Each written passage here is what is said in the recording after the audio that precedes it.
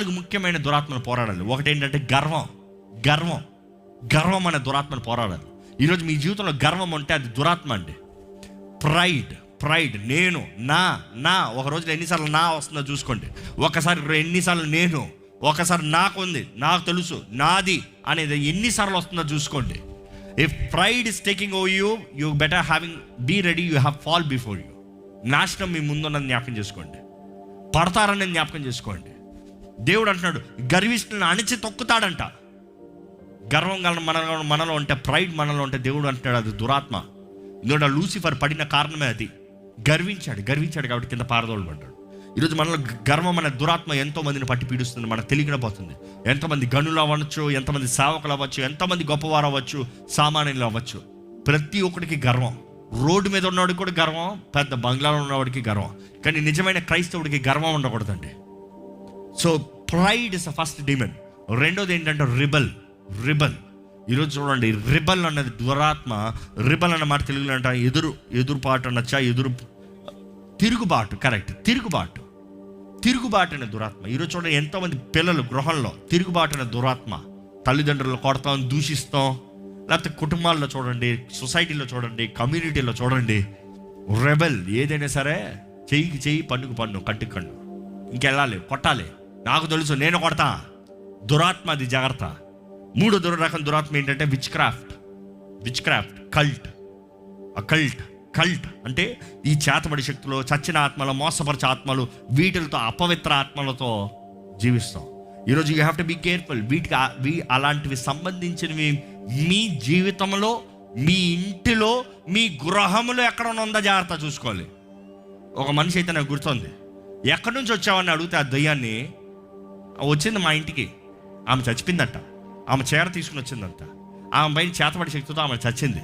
ఆ చీర తీసుకుని వచ్చింది కాబట్టి, ఇంకా నా చీర తీసుకుని వచ్చింది కాబట్టి ఈమెలోకి వచ్చా. Be careful, don't get everything and anything. ఏది పడితే ఏది, ఎక్కడ పడితే అక్కడ, ఎవరిది పడితే అది, నో. ప్రతిదీ మీ ఇంట్లోకి వచ్చేది పరిశుద్ధపరచబడుతుందా? ప్రతిదీ మీ ఇంట్లో ఉన్నది క్రీస్తు రక్తంలో అభిషేకించబడింది ఉందా? మా నాన్నగారు అయితే మాకు చిన్నప్పటి నుంచి నేర్పించారండి, ఏది కొన్నా, ఏది వచ్చినా, ఎవరు ఇచ్చినా, ఏదైనా సరే దాన్ని చేయబెట్టి అభిషేకించి, ఇది నీవు పరిశుద్ధపరచు, ఇది నీ సొత్తు, ఇది నీ మహిమ కొరకు, ఏ చీకటికి శాపానికి ఇది మీద అధికారం లేదు అని ప్రకటిస్తున్నా కానీ వాడతానికి లేదు, ఇంట్లో ఉండదు అది.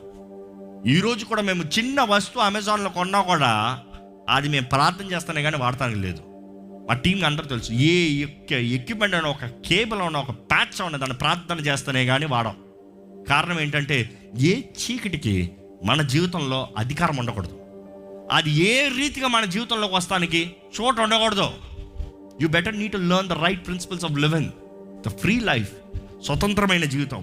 4వదిగా చూస్తే భయము.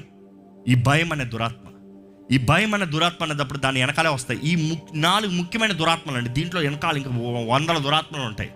దీని వెనకాలే వస్తుంది రిజెక్షన్. భయం ఉన్నవాడికి వెనకాల వస్తుంది రిజెక్షన్. అంటే నువ్వంతా ఇష్టం లేదు, నేనంటే ఎవరికి ఇష్టం లేదు, నాకు ఇది చేత కాదు, నాకు ఇది కుదరదు, నేను ఇంక ఓడిపోతా, నేను ఇంకా బ్రతకలేను, నాకు ఇంక అవ్వదు. ఇందుకు భయం అనే దురాత్మ, దాని వెనకాల వస్తుంది రిజెక్షన్ అనే దురాత్మ. You got be careful. ఈరోజు మీ జీవితంలో అపవాదికి మీ పైన ఎటువంటి అధికారం ఉందని మీరు గ్రహించుకుంటే, ఇక్కడ నుండి మిమ్మల్ని భయంతో వెళ్ళమని నేను చెప్తలేదండి.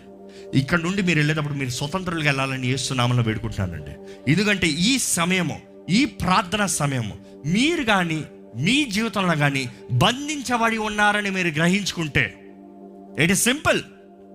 యేసు ప్రభుని వేడుకోండి, ఆయన సహాయాన్ని వేడుకోండి, పరిశుద్ధాత్మని ఆహ్వానించండి.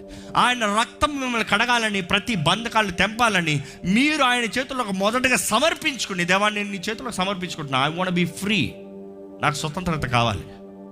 మీరు పలుకుతే, యేసు ప్రభు నిన్ను నా సొంత రక్షకుడిగా అంగీకరిస్తా, నువ్వు దేవుని కుమారుడిగా నమ్ముతున్నాను, నువ్వు నా పాపముల కొరకు ఈ లోకంలోకి వచ్చావని నమ్ముతున్నాను, నా శిక్ష అంతా నువ్వు మోసావని నమ్ముతున్నాను, ఈరోజు నీ నామంలో నాకు స్వతంత్రత ఉందని నమ్ముతున్నాను, నీ ఆత్మ ద్వారా నన్ను నింపు, నీ రక్తంతో నన్ను కడిగి పరిశుద్ధపరచండి. మీరు కానీ యథార్థంగా ప్రార్థన చేస్తే, this is the time you will be set free.